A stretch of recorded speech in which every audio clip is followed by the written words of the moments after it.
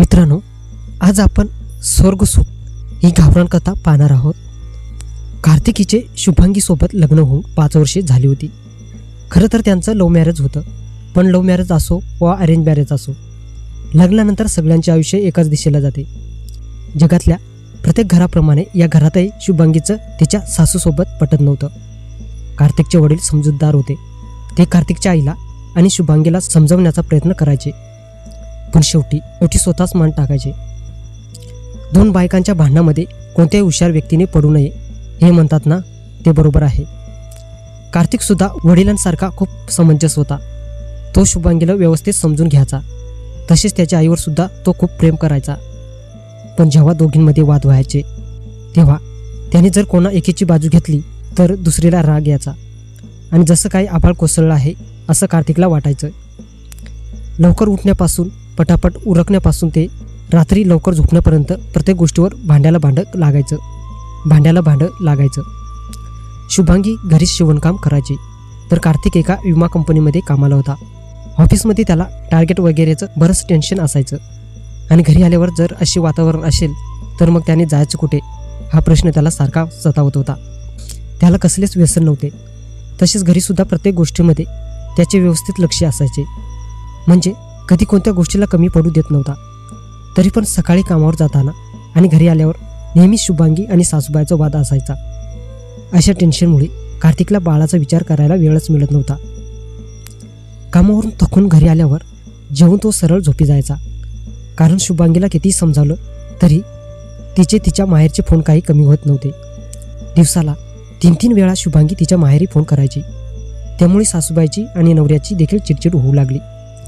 या सगळ्यामुळे लग्न करून खूप मोठी घोडचूक केली असं कार्तिकला वाटू लागलं। या बायकांना हे समजत नाही की आपला मुलगा किंवा आपला नवरा हा जरी व्यसनी नसेल तरी घरातील अशा वातावरणामुळे त्याला नक्कीच वाईट व्यसन लागेलच ना। कार्तिक कुणा एकीची बाजू घेऊच शकत नव्हता, त्यामुळे सासूबाई आणि सुनबाई दोघींनाच एकत्र यावं लागणार होतं। पण वाटत होतं की या जन्मात तरी ते शक्य नाही। त्यामध्ये या कोरोनाने आयुष्याची वाट लावलेली होती। बऱ्याच महिन्यांपासून बंद असलेले कार्तिकचे ऑफिस पुन्हा सुरू झाले होते। घरी या बायकांच्या भांडण्यापेक्षा ऑफिसमधलं टेन्शन परवडेल असं कार्तिकला वाटू लागलं, आणि तो ऑफिसला जाऊ लागला। पण ऑफिसमध्ये बरंच राहिलेलं काम आणि कामाचं प्रेशर हे होतंच। नेहमीच्या वेळेपेक्षा जास्त वेळ ऑफिसला थांबावं लागत होतं, पण कार्तिकचे कामामध्ये लक्ष लागत नव्हते। तो दररोजच्या सामान्य आयुष्याला कंटाळला होता। सकाळी उठल्यावर भांडण नाही का, नंतर ऑफिसला या, आणि पुन्हा संध्याकाळी जे आहे ते आहेच। रोहन हा कार्तिकचा कलिग होता। कार्तिक त्याच्या आयुष्यात घडणाऱ्या सर्व गोष्टी रोहनला सांगत होता, त्यामुळे निदान कार्तिकचे मन तरी हलके होत होते। कार्तिक काळजीमध्ये आहे हे पाहताच रोहन त्याच्याजवळ आला आणि त्याला विचारपूस केली। कार्तिकने सांगितले की या आयुष्याचा कंटाळा आला आहे आणि असं वाटतं हे आयुष्य नको आता। रोहनने कार्तिकला व्यवस्थित समजावले।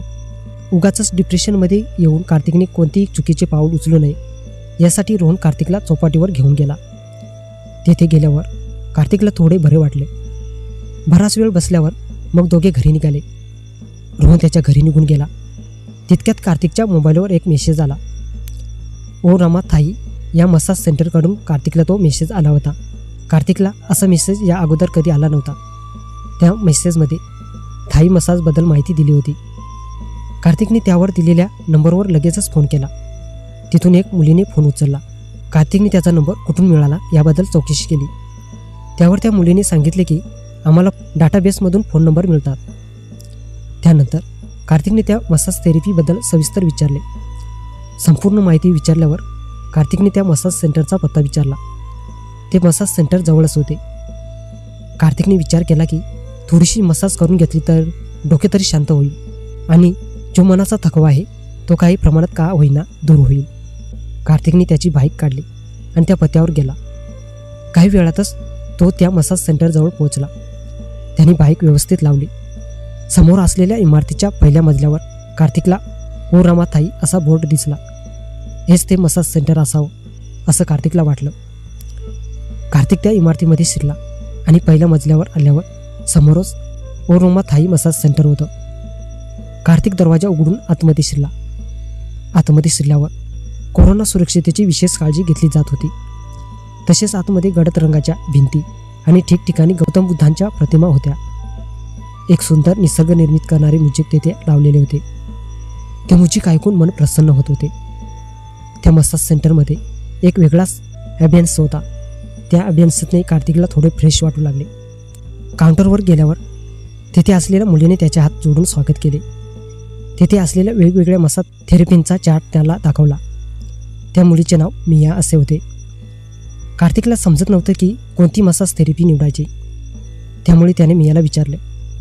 मियाने कार्तिकला सांगितले की जर तुम्हाला कमी प्रेशरचे मसाज हवे असेल तर स्वीडिश मसाज थेरपी निवडा, आणि जर जास्त प्रेशरचे मसाज हवे असेल तर डीप टिश्यू या थेरपीचा उपयोग घेऊ शकता. कार्तिकचे अंग तर दुखत होते, पण जास्त करून त्याच्या डोक्याचा झालेला बुका त्याचे डोके शांत करीत नव्हता. त्यामुळे त्याने डीप टिश्यू हा हार्ड प्रेशर मसाज थेरपीची निवड केली. 1 तासाची थेरपी होती. कार्तिकने काउंटरवर निवडलेल्या थेरपीचे पेमेंट केले. नंतर मियाने कार्तिकला घातलेले शूज काढायला सांगितले आणि तिने कार्तिकला एक दुसरी चप्पल घालायला दिली. त्यानंतर मिया कार्तिकला घेऊन एका खोलीमध्ये गेली. तिथे त्याने कार्तिकला बसायला सांगितले. तसेच त्याची बॅग ठेवण्यासाठी त्याला कपाट दाखवले. मियाने कार्तिकला मसाजसाठी असलेले कपडे घालून तयार राहायला सांगितले आणि ती दरवाजा बंद करून निघून गेली. कार्तिकने प्रथम त्याचा मोबाईल सायलेंट मोडवर टाकला. त्यानंतर इकडे तिकडे बघू लागला. एसीमधून निघणारी थंड हवा त्याच्या मनाला सुखद अनुभव देत होती. तसेच तो वेगळा सुगंध कार्तिकच्या चेहऱ्यावर चांगले भाव निर्माण करीत होता. मसाजसाठी फक्त एक डिस्पोजेबल अंडरवेअर तिथे ठेवलेली होती आणि एक टॉवेल होता. कार्तिकने त्याचे सगळे कपडे काढून तिथे असलेल्या हँगरला अडकवून ठेवले आणि बॅगसुद्धा व्यवस्थित ठिकाणी ठेवली. ते डिस्पोजेबल अंडरवेअर घालून कार्तिकने त्याभोवती टॉवेल लपेटला आणि तिथे असलेल्या बेडवर कार्तिक वाट बघत बसला. काही वेळातच दरवाजा पुन्हा उघडला गेला आणि एक मुलगी आतमध्ये आली. त्या मुलीने कार्तिकला हात जोडून ग्रीट केलं आणि त्याला टॉवेल सोडून त्या बेडवर खालच्या बाजूला तोंड करून झोपायला सांगितलं. चेहऱ्यावरून ती मुलगी उत्तर पूर्व भारताच्या ठिकाणाची वाटत होती. खूपच नाजूक आणि सुंदर अशा त्या मुलीला पाहिल्यावर कार्तिकचा थकवा दूर निघून गेला. तिची गोड स्माईल आणि सुंदर चेहरा कार्तिकने त्याच्या नजरेत भरून ठेवलेला होता. तो बेड मसाजसाठीच बनवलेला होता. श्वास खाली कोंडू नये यासाठी चेहऱ्याची ठिकाणी त्या बेडला मोठा होल होता. त्यामुळे त्या गोलाकार होलमध्ये चेहरा व्यवस्थित राहत होता. कार्तिकने टॉवेल काढून त्या मुलीच्या हातामध्ये दिला आणि तिने सांगितल्याप्रमाणे चेहरा खालच्या बाजूला करून त्या बेडवर झोपला. त्यानंतर त्या मुलीने टॉवेल कार्तिकच्या शरीरावर कमरेपासून खाली असा टाकला. कार्तिकने त्या मुलीचे नाव विचारले असता त्या मुलीने तिचे नाव लुसी असे सांगितले. कार्तिकला तिचे नाव खूप आवडले. त्या दोघांचे संभाषण सुरू झाले. लुसी कुठून आली, घरी कोण कोण आहेत, लग्न झाले आहे का वगैरे सर्व काही कार्तिक विचारू लागला. मनमोकळेपणाने कार्तिक तिच्यासोबत बोलू लागला.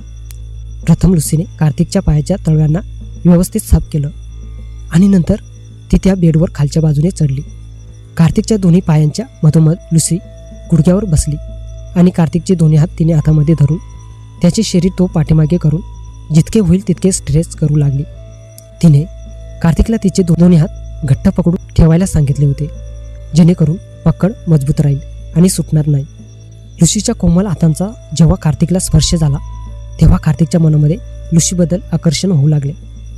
तिच्या तला हातांसोबत हाताच्या मनगटावरची त्वचासुद्धा खूपच सॉफ्ट होती. इतकी मुलायम की त्यावर एखादे मोराचे पीस ठेवले की घसरून जाईल. कार्तिकने तिच्या त्या कोमल हातांची स्तुती केली. त्यावर लुसीसुद्धा थँक्स असं म्हणाली. ती म्हणत होती, मसाज करण्यासाठी त्यांना त्यांच्या संपूर्ण शरीराचं वॅक्सिंग करावं लागतं, त्यामुळेच तर त्या ग्राहकांना चांगली सेवा देता येते अशी लुसी म्हणत होती. कार्तिक हळूहळू लुसीच्या प्रत्येक गोष्टीची तारीफ करू लागला. तिच्या आवाजाचे तसेच तिच्या स्माईलची तो तारीफ करू लागला. स्ट्रेचिंग झाल्यावर लुसी खाली उतरली आणि तिने कार्तिकच्या कमरेखालच्या भागावर ठेवलेला टॉवेल एका पायावरून काढला. तिच्या दोन्ही हातांमध्ये तिने मसाज ऑइल घेतले आणि ते तिने कार्तिकच्या त्या पायावर टाकले. थंडगार तेलाचा आणि लुसीच्या कोमल हातांचा स्पर्श कार्तिकच्या पायाला होताच त्याच्या सर्वांगामध्ये शिरशिरी उत्पन्न झाली. लुसी एका प्रोफेशनल थेरपिस्टप्रमाणे कार्तिकच्या शरीराची मसाज करू लागली. दोन्ही पायांची मसाज झाल्यावर तिने पुन्हा तो टॉवेल तसा ठेवला आणि त्या डिस्पोजेबल अंडरवेअरमध्ये तो टॉवेल अडकवून तिने ती अंडरवेअर थोडीशी खाली केली, जेणेकरून लुशीला कार्तिकच्या पाठीची मसाज करता येईल. लुशीने पुन्हा ऑइल घेतले आणि ती कार्तिकच्या चेहऱ्याच्या बाजूला आली. कार्तिकचा चेहरा खालच्या बाजूला होता, त्यामुळे त्याला फक्त लुशीचे गोरे गोरे मुलायम पाय दिसत होते. तिने तिच्या मांडीपर्यंत एक स्कर्ट घातला होता, त्यामुळे तिच्या गोऱ्या मांड्यांचा भाग कार्तिकला दिसत होता. तसेच लुशीने जो परफ्यूम लावला होता त्याचा सुगंध कार्तिकला मंत्रमुग्ध करून टाकणारा होता. ज्यावेळी लुशीने ते तेल कार्तिकच्या उघड्या पाठीवर सोडले त्यावेळी कार्तिकला गुदगुल्या झाल्या आणि त्याच्या चेहऱ्यावर आनंदाच्या लहरी निर्माण झाल्या. लुशी साहित्यपणे कार्तिकची पाठीची मसाज करू लागली. त्याच्या मानेपासून त्याच्या खालच्या प्रवेशापर्यंत लुशीचे दोन्ही हात जात होते. कार्तिकच्या खालच्या भागापर्यंत बायकोशिवाय दुसऱ्या कोणत्याच मुलीचे हात पोहोचले नव्हते, त्यामुळे कार्तिकला वेगळेच वाटू लागले. लुशीच्या मनात काहीच नव्हते. ती तिच्या थेरपीमध्ये गुंग होती. शरीराची प्रत्येक नस ती जाणून होती. तसेच कोणत्या हाडावर किती जास्त प्रेशर देऊ शकतो हे सुद्धा तिला माहीत होते. शरीराच्या प्रत्येक भागावर लुशीचे दोन्ही हात व्यवस्थितरित्या फिरत होते. कार्तिकच्या पाठीची मसाज झाल्यावर तिने कार्तिकला पलटी व्हायला सांगितले. कार्तिक पलटी होऊन झोपला. आता त्याला लुशीचे चेहऱ्याचे व्यवस्थित दर्शन मिळणार होते. त्या रूममधली लाईट डिम होती, पण त्या डिम लाईटमध्ये सुद्धा लुशीच्या कोमल चेहऱ्याने कार्तिकला वेड लावले होते. मित्रांनो, आता खरी कथेला सुरुवात होणार आहे. खूप मजा येणार आहे. पुढचा भाग कसा असणार आहे त्यासाठी तुम्ही कथेची PDF डाउनलोड करून घ्या. याचं कारण समजलं असेल, कारण तसे शब्द यूट्यूबवरती चालत नाही. त्यामुळे मित्रांनो, आपल्याला विनंती आहे की आपण व्हिडिओच्या डिस्क्रिप्शनमधून कथेचा दुसरा भाग डाउनलोड करून घ्यावा. तर काहीकांना हे पण माहीत नसेल की व्हिडिओ डिस्क्रिप्शन कुठं असतं. तर चला मग मी दाखवतो. बघा, हा व्हिडिओ तुम्ही बघता त्याच्या खाली बघा मोर असं असेल, त्यावरती क्लिक करायचं आणि हे बघा इथे तुम्हाला कथा डाउनलोड करायला मिळेल. तर मित्रांनो, सपोर्ट करा. तुम्हाला अशाच नवनवीन गावरान कथा ऐकायच्या असतील तर आपल्या चॅनलला सबस्क्राईब करायला विसरू नका. धन्यवाद.